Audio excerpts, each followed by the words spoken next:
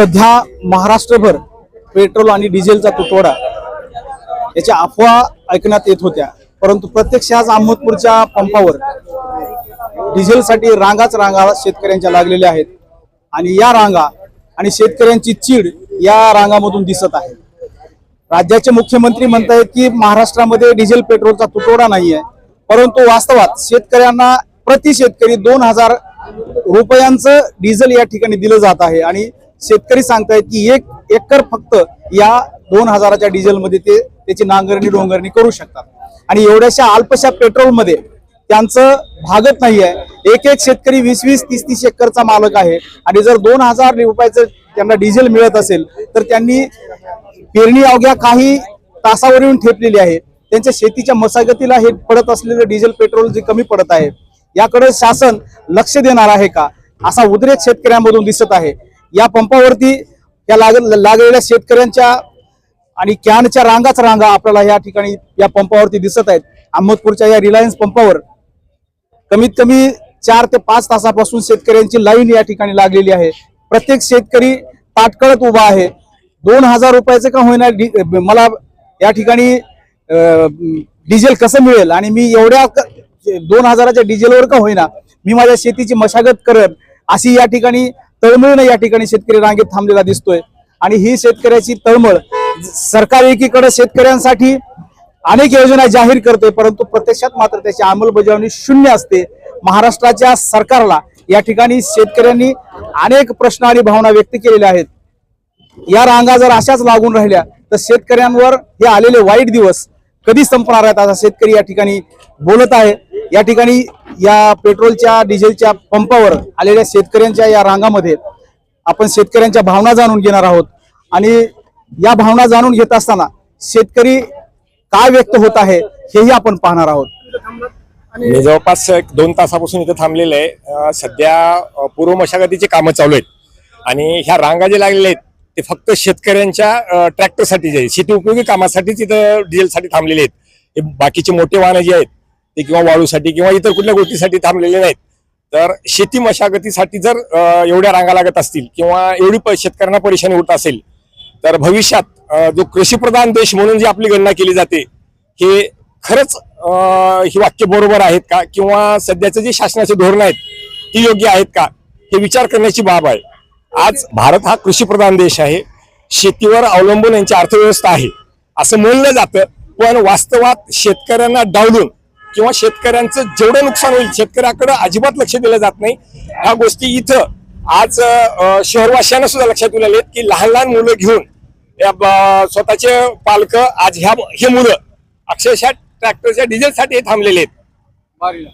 इथं रांगेत थांबलेले आहेत 2-2 तासापासून आहेत। हा मुलगा पाण्यासाठी तरसतोय। आता उन्हाचं टेम्परेचर एवढं असलेलं आहे, आता सध्याच्याला परेशानी आहे, पण विलाज नाही काही आणि याची खतखत किंवा याची व्यथा मांडायची कुठं हा सुद्धा प्रश्न गंभीर आहे। सरकार गेल्या अनेक दिवसापासून असं सांगतंय की शेतकऱ्यांना किंवा कुठल्याही वाहनाला डिझेल किंवा पेट्रोल कमी पडणार नाही। मग हे इथं काय म्हणजे शूटिंग साठी किंवा टाइमपास म्हणून थांबलेले नाहीत। आज सुगीचे दिवस आहेत, अक्षरशः पेरणी लागणारी कामाची म्हणजे एवढा वेळ नाहीये इथं थांबायला शेतकऱ्यांना।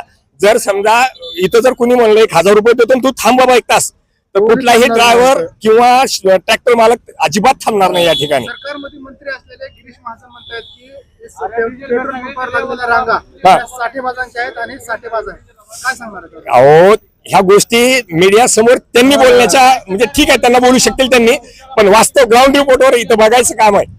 आज कुठलाही शेतकरी स्टॉक नाही पण त्याच्याकडे ऐपत नाहीये शेतकऱ्याकडे। म्हणजे पेट्रोल पंप चालकांनी साठा केलाय का असं तुम्हाला म्हणायचं? अजिबात नाही। स्टॉक इथं जर स्टॉक असेल तर स्टॉक किती करणार त्यांनी? ते चुकीचं आहे। असेल पण ती पेट्रोल आता तिथं असायला पाहिजे ना। स्टॉक पुरवठा विभागाला विचारलं पाहिजे, तहसीलदारांना आपण जाऊन संबंधित, किंवा इथं स्टॉक आहे का, आहे तर तिथं तुमच्याकडे किती स्टॉक आहे काय नाही तहसीलदारांनी बी या ठिकाणी सांगितलं पाहिजे पुरवठा विभागाने। याबाबत पोलीस प्रशासन तहसील प्रशासनाचं कोणी इकडे आलं होतं का पुरवठा विभागात? नाही कुणी नाही कुणी। तुमचं गाव कुठलं? फोडगा। तुम्ही किती वेळापासून थांबला तिथे? 2 घंटे झाले। परिस्थिती आहे सध्या पेट्रोल पंपावर. मोदींनी सध्याची परिस्थितीला बिकट आणली आहे. आता 4 घंट्यापासून आम्ही इथे रांगेत थांबलो तरी डिझेल पेट्रोल मिळत नाही म्हणल्यावर काय करायचं आम्ही. काय वाहन काय तुमच्याकडे? आमच्याकडे ट्रॅक्टर आहे. 2 घंट्यापासून थांबलो तर रांगेमध्ये अजून पण डिझेल मिळालं नाही. पेट्रोलचे वांदे आहेत, गॅसचा वांदा आहे. काय करायचं मग, कुणाला मत द्यायचं आम्ही. महाराष्ट्र मुख्यमंत्री असून काय फायदा हो. महाराष्ट्राचे मुख्यमंत्री म्हणतायत की पेट्रोल डिझेलचा महाराष्ट्रामध्ये अजिबात तुटवडा मग नाही. हे काय, मग हे महाराष्ट्राच्या बाहेरची गोष्ट आहे. अफवावर विश्वास ठेवू नका. मग हे काय महाराष्ट्राच्या बाहेर आहे का, लातूर महाराष्ट्राच्या बाहेर आहे का. तुम्ही सांगा कुठं आहे ते. आता त्यांना कळायला पाहिजे ना, त्यांनी बसलेत ना पोझिशनवर, त्यांना कळायला पाहिजे ना. आता सामान्य जनतेच्या एवढा प्रॉब्लेम आहेत, एवढ्या गोष्टीसाठी तरसावं लागायला म्हणल्यावर तुम्हाला निवडून देऊन आम्ही काय फायदा आहे. हजारो माणसं इथे बसलेत, त्यांचा काय विषय आहे. आता पंप चालकाकडून एका शेतकऱ्याला 2,000 रुपयाचं तेल दिलं जातं. त्या 2,000 रुपयाच्या तेलामध्ये 2000 रुपयाच्या तेलामध्ये काय होणार सांगा. एकाच नांगरून बी होणार नाही बरोबर. सगळं अर्धवट काम होणार ना. मग द्यायचं तर पूर्ण द्या, नाही तर देऊच नका. अशीच जर परिस्थिती अशी परिस्थिती राहिल्यावर आम्ही कसं जगायचं. परिस्थिती अशी झाली तर आता उद्या पेरणीचे दिवस आहेत, शेती मशागतीचे काम हो ना. आहे. पेरणी कशी करायची. मग तीच प्रॉब्लेम आहेत. आता त्यांना कळायला पाहिजे ना, वरी बसलेत. मग त्यांच्याकडनं जर प्रॉब्लेमचं सोल्युशन होत नसेल तर सोडून द्या, दुसऱ्याला बसवा. तुमच्याकडनं होत नाही ना तर तुम्ही खाली बसा ना, दुसऱ्याला द्या. एखाद्या प्रॉब्लेमचं सोल्युशन तुम्ही करू शकत नाही म्हणल्यावर तुमच्याकडे काय आहे?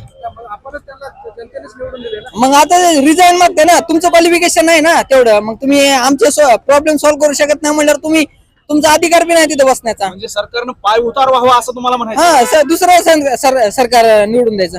सरकारचं धोरण आता तुम्ही मला सांगा, एखाद्या व्यक्तीला जर जॉब द्यायचा असेल तर त्याचं क्वालिफिकेशन बघता. तिथे सगळे भ्रष्टाचारी बसलेत, रेपिस्ट बसलेत, त्यांचं काय आहे, त्यांचं काय क्वालिफिकेशन आहे का नाही. मग तिथे बसून त्यांना काय त्यांनी हे करणार आहेत, स्कीम करणार आहेत, काय करणार आहेत. सगळे दलिंदरी पण आज चालू आहे ना. तुमचं गाव कोणतं? कोपदेव परगा, तालुका अहमदपूर, जिल्हा लातूर. योगेश कालिदास गोटे, मी सिनियर अकाउंटंट आहे Vrindavan veg oil private limited मध्ये. भारतीय जनता पार्टीचं सरकार जे आहे ते शेतकऱ्यासाठी बिलकुल नाही. आणि मोदी सरकारने जे वायदे केले ते शेतकऱ्यासाठी उत्पन्न वाढवा, आम्ही हमी भाव देऊ, फलानं करू, बिस्तानं करू, कुठे दिला हमी भाव. शेतकऱ्याचे काय हाल आहेत आज. शेतीचे कामं तर राहिलेच आणि उलट अजून सांगणार कर्जमाफी देऊ, फलानं देऊ. कर्जमाफी कुठे गेली, काय गेलं ते सांग. फक्त वायदे आणि खोटं बोलणं. आणि त्यांचे अंधभक्त जे आहेत ते ठोकून सांगणार. आणि त्यांनी राजकारणच एवढ्यासाठी करणार, हिंदू मुस्लिम फलाना बिस्ताना त्याच्यासाठीच राजकारण. मुद्दा वेगळाच राहिला ना. शेतकऱ्यासाठी गोरगरिबासाठी काय केले त्यांनी. लाडकी बहीण म्हणून पैसे देणार, कुठले पैसे दिले. सगळे दुसऱ्यांदा रांगेमध्ये लागला. हा, दुसऱ्यांदा नाही तिसऱ्यांदा आहे. आणि काही जणांना तर पेट्रोल डिझेल तर मिळणं शक्यच नाही. अजून शेतीचे काम शेतकऱ्याचे होणे शक्यच नाही. मजुराच्या हाताला काम नाही. आता डिझेल मिळणार झाल्यानंतर शेतकऱ्यांना काम कशी करायची, पेरणी कशी करायची. आणि तुम्हाला सांगतो, जे अवैध समजा धंदा असेल प्रत्येकाचा वेगळा, तो वेगळा विषय राहिला. प्रत्येकाला आता धंदा आहे ती वेगळा विषय राहिला. शासनानं जी शेतीच्या विषयीची जी कामं आहेत किंवा गोरगरिबाचं असेल कुठं हाती धरलं का, काय केलं नेमकं. आता काय करायला पाहिजे. शासनानं शेतकऱ्याचं धोरण असो गोरगरिबाचा हाती धरून करायला पाहिजे. वैयक्तिक मुद्दा वेगळा करायचा प्रत्येक गोष्टीला. आता समजा लोक बोंबून आले तरी वेगळा मुद्दा तयार करायचा, काहीतरी कुठलं तर जातीवादी काढायचं, कुठलं तर वेगळाच मुद्दे तयार करायचे. लाडकी बहीण म्हणायचं, कर्जमाफी म्हणायचं. काय कुणाच्या हातात आली कर्जमाफी. 6 महिने झाले तुम्ही बोंबलाला कर्जमाफी. पुन्हा शेतकऱ्याला पीक विमाच तर वेगळं राहिलं हो. व्याज भरून घेतले, सगळे चालू बाक्या झाल्या. आणि कशाची कर्जमाफी देणार तुम्ही 2025 म्हणले. लोकांनी 25 पासून चालू बाकीच केलेली आहे. एकंदरीत भाजप सरकार हे अपयशी ठरलं. अपयशी 100% अपयशी आहे. 100% राज्याचे मुख्यमंत्री जर ती सोडून द्या, ती नाव बी काढू नका त्याचं.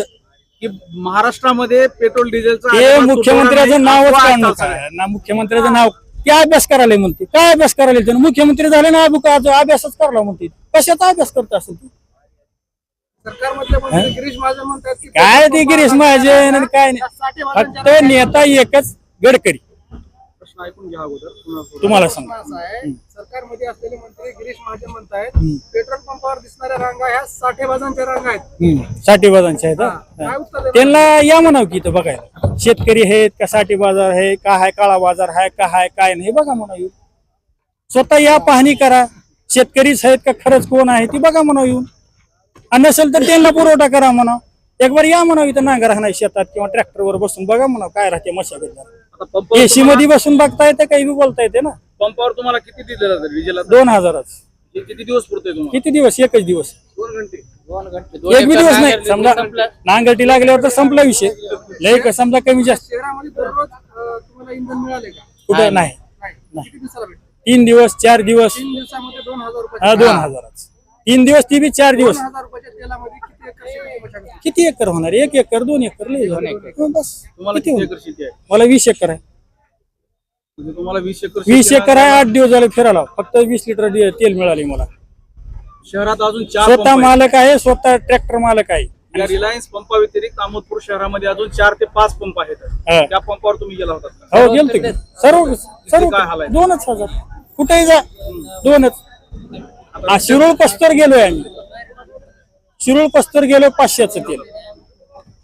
एक पंप तर आता आम्ही येताना पाहिला बंदच आहे. नाही बाकी तर बंद आहेत. कुठं तर एखादी टँकर आल्यानंतर कुणी दिलं तर 2000च दिलं. आणि बारी संपून चालली. तुमच्या या सगळ्या शेतकरी बांधवाच्या माध्यमातून सरकारला तुम्ही कोणता इशारा देणार? शेतकऱ्याच्या माध्यमातून सरकारला एकच इशारा राहील, लवकरात लवकर शेतकऱ्याला डिझेल पुरवठा करा आणि शेतीची मशागत जी राहिली आहे शेतकऱ्याची ती तुरंत झाली तर बरं. येणाऱ्या काळामध्ये अन्न पुरवठा जे आहे ती तुटवडा निर्माण होणार म्हणजे होणार. काही शेतकऱ्याला पेरणी सुद्धा होणार नाही. थांबत आले किती वेळ झाले? आम्ही 3 वाजल्यापासून राहिलो. जोरात बोला. किती दिवसाला मिळतं डिझेल? 8 दिवसाला 4 दिवसाला 2 दिवसाला 8 दिवसाला 2 दिवसाला आता गप्प बसायचं मध्ये बोला. 8 दिवसाला 2 दिवसाला भेटा. हा, गाव कोणतं तुमचं? टाकलं काय ट्रॅक्टर वाहन काय? ट्रॅक्टर. आता शेती मशागतीचे काम सुरू आहेत हा आणि सध्या डिझेलचा तुटवडा दिसतोय. हो आता कसं तुम्ही शेतकरी कसं आता ऍडजस्ट करणार? असंच ऍडजस्ट करायला बारीला थांबून पेरणीचे दिवस जवळ आले. बारीला थांबून समजा जर पुरवठा होत नसेल तर मग शेतीचे काम कशी होईल? आता काय करावं आता होईल ते होईल. ज्या आशेनं आणि अपेक्षेनं हा. आपण या महाराष्ट्रामध्ये हो हो भारतीय जनता पार्टीचं सरकार निवडून दिले. त्यांनी आपल्याशी लाखो वायदे केलेत की शेतकऱ्यांना काहीच कमी पडू देणार नाही. हो ना. आणि ही जी सध्या प्रकार चालू आहे याबाबत काय भावना आहे तुमच्या? आता बघू आता सगळं जनतेसाठी जनतेसमोर काय होत ते. 4 वाजल्यापासून थांबला. काय म्हणताय पेट्रोल पंप चालू? चालू आहे. बघू थांबला आम्ही कशाला त्यांना बोलावं काही. म्हणला का मिळाले का दररोज डिझेल? नाही 2 दिवसाला एका पेट्रोल पंपावर देताना डिझेल किती देत आहेत तुम्हाला? 2000चं. फक्त त्याच्या पुढे नाही का? नाही कवा 1000चं भेटायला कवा 500चं भेटायला. नाही, पंपवाल्याकडून मागं जेवढं डिझेल भेटतं नाही नाही नाही नाही लिमिट किती द्यायचं? हा किती लिमिट दिलंय? किती लिटर पेट्रोल डिझेल दिलं?